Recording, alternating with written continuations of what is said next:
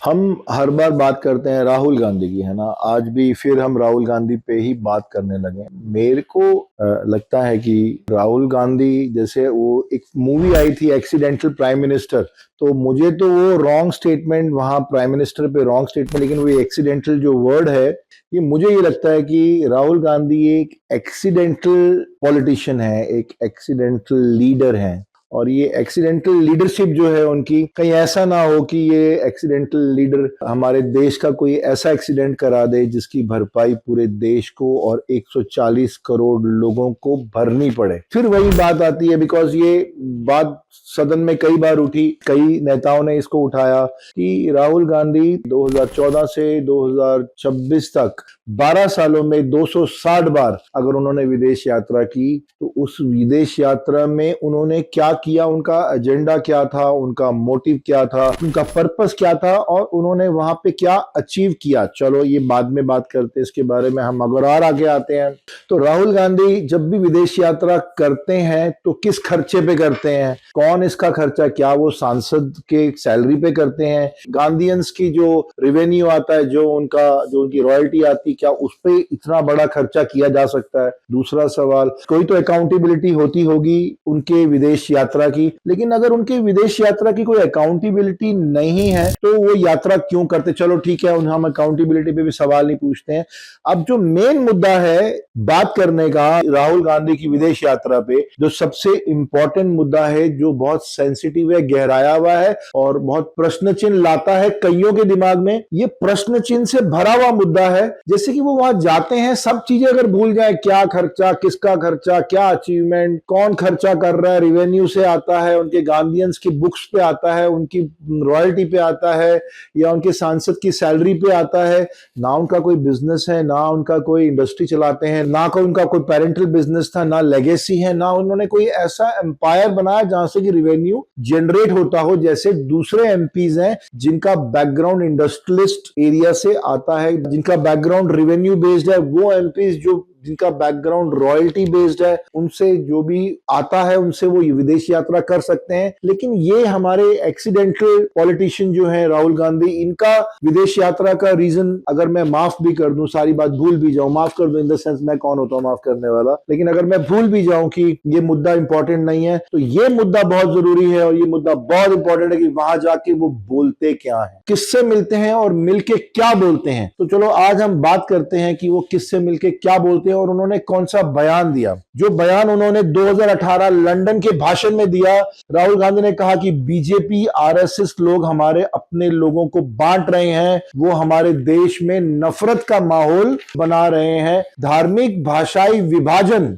Difference divide and rule वाली कहानी जो ब्रिटिशर्स की थी, उन्होंने यही सेम इल्जाम लगाया बीजेपी के उन पॉलिसी मेकर्स पे, आरएसएस पे, जिन्होंने हिंदू धर्म को और सनातन धर्म की जड़ों में पानी डाला, उसको सूखे से बचाया, उस बूटे को, उस सनातन धर्मी पेड़ को प्रोटेक्ट किया।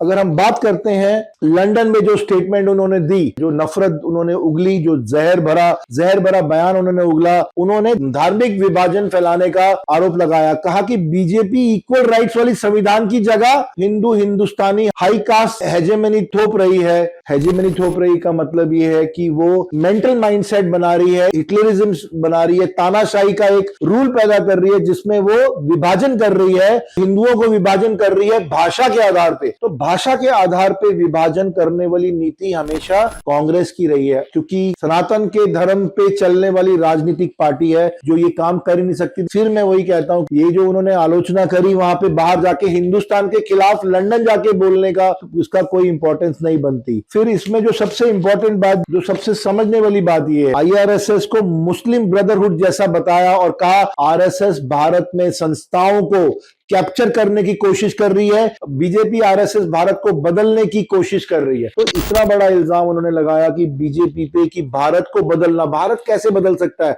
जब मुगल आए तब नहीं बदला, जब ब्रिटिशर आए तब नहीं बदला, इतने सालों की गुलामी के बाद जब आजादी हुई, आज भी अगर आप झांक के देखो, जो कई हजारों साल पहले भारत की परछाई हुआ करती थी, वो आज भी आपको कहीं ना कहीं दिखेगी। जब इतने तानाशाह आए और इतने तानाशाहों ने भारत को बदलने की कोशिश करी, उन तानाशाहों के असर से अगर भारत नहीं बदला तो क्या आरएसएस इसको बदल सकती है। फिर से ये इल्जाम बेबुनियाद रहा। 2023 कैम्ब्रिज यूनिवर्सिटी के बड़ी मान्य यूनिवर्सिटी आईवी कॉलेज में आती है, आईवी लीग में आती है। इस यूनिवर्सिटी में जब उनको लेक्चर के लिए बुलाया गया, इनवाइट किया गया, वहां पे राहुल गांधी ने फिर वो आग उगली जो नफरत से लपालेप थी, नफरत से भरी हुई थी। राहुल गांधी ने कहा भारत में लोकतंत्र पर हमला हो रहा है। भारत पे लोकतंत्र पे हमला बीजेपी या आरएसएस या सनातन धर्मी पार्टी नहीं कर रही। भारत पे लोकतंत्र पे जो हमला हो रहा है वो कांग्रेस की एंटी नेशनल पॉलिसीज कर रही हैं। ये बात उनको पता नहीं चली, लेकिन इस बड़े बुजुर्ग कहते हैं कि जुबान में हड्डी नहीं होती और वो बहुत सारी गलतियां करती हैं, उसमें लचक होती है और वो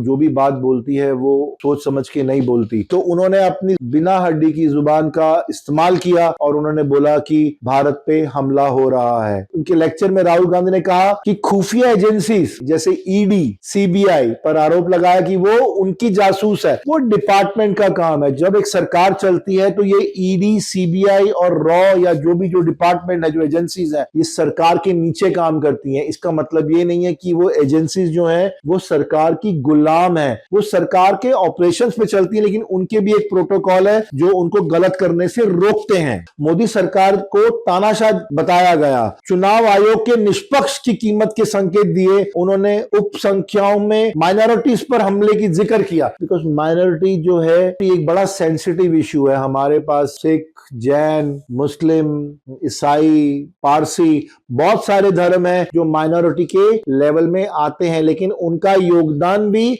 भारतीय और हिंदुस्तानी रिवेन्यू में और हिंदुस्तानी प्रोग्रेस के अंदर उतना ही है जितना एक सनातनी धर्म का है, जितना एक मुस्लिम का है, जितना एक हिंदू धर्म की कम्युनिटी का सपोर्ट है। वो उतना ही सेम सपोर्ट माइनॉरिटी के लोग भी देते हैं। लेकिन फिर उन्होंने माइनॉरिटी का मुद्दा उठा के फिर इस बात को शर्मसार किया कि माइनॉरिटी के ऊपर धक्का हो रहा है। धक्का माइनॉरिटी पे नहीं हो रहा, धक्का माइनॉरिटी पे किया जाएगा। तो वो कांग्रेसियों ने जो मिसगाइड करते हैं, जो उनको गलतफहमी में डालते हैं, मिसगाइड करना, गलतफहमी पे डालना और कंफ्यूज करना, बिकॉज उस बात बहुत बड़ी सच्चाई रही है कांग्रेस की, जो मुझे लगता है कि बहुत सही है। और जो सही तरीके से कांग्रेस ने इस कोर्ट को इस्तेमाल किया, जब वो किसी माइनॉरिटी कम्युनिटी को कन्विंस नहीं कर पाती है तो वो उसी माइनॉरिटी की कम्युनिटी को वो कंफ्यूज करती है। It is a very word said, if you can not convince somebody confuse them। यही कांग्रेस ने सारी माइनॉरिटी के साथ किया, यही उन्होंने उन मिसगाइडेड हिंदुओं के साथ किया, यही उन्होंने मिसगाइडेड सिटीजन, जो भारत देश के जो सिटीजन है, जो लोग मिसगाइडेड है, उस पे भी यही लॉ लागू किया। और कंफ्यूजन का फायदा सीधा सीधा अगर गया तो वो कांग्रेस के उन वोटों पे गया जो गलती से उनको पड़ी, जो पढ़नी नहीं चाहिए थी। अगर उन वोटर्स पे, उनकी वोटर्स की बुद्धि पे या उनके नॉलेज अगर एनलाइटेंड होती या लाइट डाली जाती या ग्राउंड रियलिटी की बात करते तो ये वोट्स उनको नहीं पड़ते। जो वो 100 बार हारे हैं वो शायद आज 250 बार हारते। लेकिन इनको डिफरेंस ऑफ ओपिनियन का माइलेज मिला, इनको बेनिफिट ऑफ डाउट का माइलेज मिला, इनको बेनिफिट ऑफ कंफ्यूजन का माइलेज मिला, बेनिफिट ऑफ डाइवर्जन का बेनिफिट मिला, इनको बेनिफिट ऑफ माइनॉरिटी का विभाजन का बेनिफिट मिला, जिसकी वजह से जो थोड़ी बहुत वोट्स आई, जो उनको गिरी, वो इस वजह से गिरी। और आइंदा आने वाले टाइम में अगर इन्होंने अपनी नीतियां ठीक नहीं की तो ये भी माइनॉरिटी में ही अपोजिशन में बैठेंगे। हम आगे चलते हैं। इसके बाद 2023 लंदन के थेम्स हाउस में, अब पता नहीं लंदन में क्या रखा है। सबसे बड़ी बात यह है, जिन्होंने हम पे राज किया, आज एक डिप्लोमेटिक रिलेशन होने की बजाय, आज एक डिप्लोमेटिक रिलेशन रखने की बजाय ये बार बार लंदन में क्या करने जाते हैं, और जाते हैं तो क्या बोलते हैं वो सुनिए आप। लंदन में थेम्स हाउस में राहुल गांधी ने कहा आरएसएस एक फंडामेंटलिस्ट और एक फैसिस्ट संगठन है। अपना धर्म बचाना फंडामेंटलिस्ट हो गया।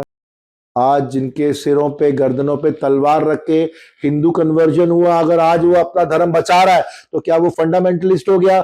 आज क्या वो फैसिस्ट हो गया?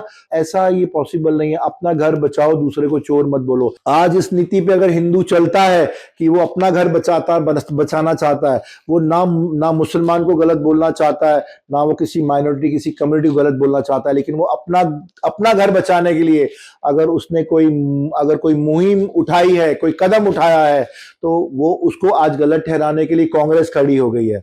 अपना घर बचाओ, दूसरे को चोर मत बोलो। जिसने भारत की लगभग सभी संस्थाओं को कैप्चर किया है, उन्होंने अमेरिका और यूरोप से पूछा कि भारत में लोकतंत्र स्थिति में पर चुप क्यों है। आरएसएस को मुस्लिम ब्रदरहुड की तरह सीक्रेट सोसाइटी बताया, जो संस्थाओं को कंट्रोल कर रही है। देखो फिर से अगर हम बात करते हैं, हम जियो पॉलिटिक्स की बात करते हैं, ग्लोबल पॉलिटिक्स की बात करते हैं। जब हमारे बड़े बुजुर्ग बोलते थे कि जब घर की लड़ाई जब बाहर चली जाती है, दीवार फांद देती है, तो वो घर की लड़ाई नहीं रहती, वो बाहर वालों की लड़ाई हो जाती है। जो अच्छा देश होगा वो अपनी लड़ाई अपने घर में सुलझाएगा, वो पड़ोसी के पास अपनी लड़ाई लेके नहीं जाएगा। और यही गलती राहुल गांधी ने एक बार नहीं कई बार लगातार बार बार की है। तो बाहर जाके उनको ऐसा कौन सा विकल्प या ऐसा कौन सा सॉल्यूशन मिलना था जो उनको लंदन जाके ही मिल सकता था, जो उनको आज तक नहीं मिला। बिकॉज बाकी के देश भी समझते हैं, और जब घर की लड़ाई बाहर जाती है तो वो सिर्फ इंजॉय करते हैं, वो उसके मजे लेते हैं, वो उसको देखते हैं, वो दर्शक बन जाते हैं, लेकिन वो सॉल्यूशन करने की हिम्मत नहीं रखते, क्योंकि ये मामला धर्म का है, ये मामला पॉलिटिक्स का नहीं है। फिर हम बात करते हैं कोलंबिया की। अक्टूबर 2025 में राहुल गांधी ने कहा भारत में लोकतंत्र पर हमला हो रहा है, मोदी सरकार संस्थानों को कमजोर कर रही है, ये भारत के लिए सबसे बड़ा खतरा है, विविधता वाले समाज को लोकतंत्र जरूरी है। अब एक बात जो मुझे समझ में आती है, कोलंबिया जैसा देश, हम बात करते हैं कोलंबिया की अपनी रेवेन्यू बड़ी वीक है, हमसे कमजोर रेवेन्यू जीडीपी रखता है, कमजोर कल्चर में हमसे कमजोर है, प्रेम भाव में कमजोर है, कोलंबिया का ग्लोबल प्रेजेंस जीरो है, कोलंबिया का इंटरनेशनल इंटरफेस जो है, जो स्ट्रक्चरिंग है, वो इतना स्ट्रांग नहीं है, कोलंबिया की सिक्योरिटी एजेंसीज खुद दूसरों पे डिपेंड है, कोलंबिया एक ऐसा देश है जो खुद बहुत डिपेंडेंट है बाकी दूसरे बड़े देशों पे। ऐसे देश के सामने अपने कपड़े उठा के, वो अगर अपना पेट दिखा के एक ग्रीवियंस वहां पे वो प्रेयर करना चाहते हैं, या उन्होंने प्रे किया या उन्होंने क्राई किया, तो इस क्राई का रीजन क्या है? सिर्फ अपने घर की बदनामी, हिंदुस्तान की बदनामी, अपने हिंदुस्तान। चलो अगर बात हिंदुस्तान की है और हिंदुस्तान में अगर प्रॉब्लम है, तो क्या कोलंबिया उस प्रॉब्लम को सॉल्व कर सकता है? क्या उस पे लोकतंत्र की बात करना उनको शोभा देता है? क्या मोदी सरकार पे हमला करना उनको शोभा देता है? मतलब रोते हुए कोलंबियन के पास जाके मोदी सरकार की बुराई करना और ह्यूमैनिटी ग्राउंड पे एक मर्सी कार्ड खेलना कि हिंदुस्तान के लोग खतरे में, क्या ये सीनियर ऑपोजिशन लीडर को शोभा देता है? तो मुझे लगता है कि ये बहुत बड़ा प्रश्न चिन्ह है इस सवाल के अंदर।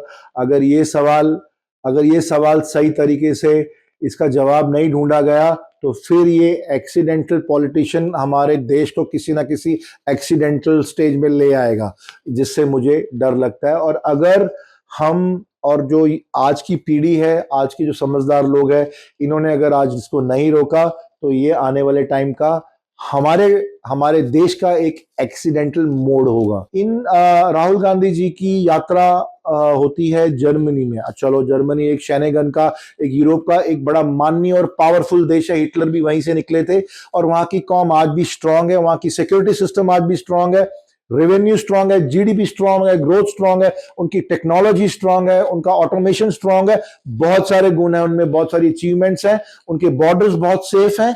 और वन ऑफ द शैनेगन्स की शैनेगन एरिना में जितनी कंट्रीज आती हैं, उसमें से बहुत रेनाउंड कंट्री का नाम है जर्मनी। चलो, हम वहां राहुल गांधी ने क्या कहा, अभी उस पर हम थोड़ी सी लाइट डालते हैं। राहुल गांधी ने कहा बीजेपी भारत के संविधान को खत्म करने की कोशिश कर रहा है। फिर वहीं वहां पे उन्होंने वही रोना रोया कि बीजेपी भारत के संविधान को खत्म करने की कोशिश। संविधान किसने लिखा? बाबा साहेब आंबेडकर ने और उनकी टीम ने। खत्म कौन कर रहा है? बीजेपी। कहीं से डॉट कनेक्ट हो रहा है?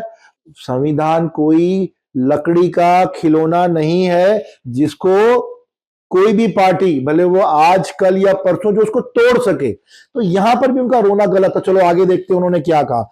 मोदी सरकार पे लोकतंत्र को दबाने, संस्थाओं को कैप्चर करने का आरोप लगा, धार्मिक विभाजन फैलाने का आरोप लगाया। तो अगेन यहां पर भी इन्होंने रॉन्ग डाइवर्जन अपनाया, और जर्मनी में ये गाना गाने के बाद भी उनको कोई फायदा नहीं हुआ। अगर आपने मेरी पूरी बात सुनी हो, तो जहां जहां इनका ट्रेवल रहा, जहां जहां इनकी यात्रा रही विदेश यात्रा पे, वहां पे हर जगह इन्होंने अपने, हम उसको बोलते हैं, अपनी ही शर्ट उठाई। अगर हम अपना ही कपड़ा उठाएंगे तो हमारा अपना ही पेट दिखता है, हमारा अपना ही पेट, माफी चाहूंगा मेरे शब्दों में, और इन्होंने कोई कसर नहीं करी, इन 5 देशों में जा जाके अपने कपड़े उठाए। लेकिन वो भी जानते हैं कि मोदी इज राइट, बिकॉज वो भी ग्लोबल ग्लोबल पॉलिटिक्स के बड़े लीडर्स हैं। उनके पास भी एक रिसर्च डाटा है। इतनी यात्राओं के बाद हाथ कुछ ना लगा, हाथ खाली आए, है ना। बदनामी भी लेकर आए, बदनामी देकर भी आए, और क्रिटिसिज्म भी लेकर आए।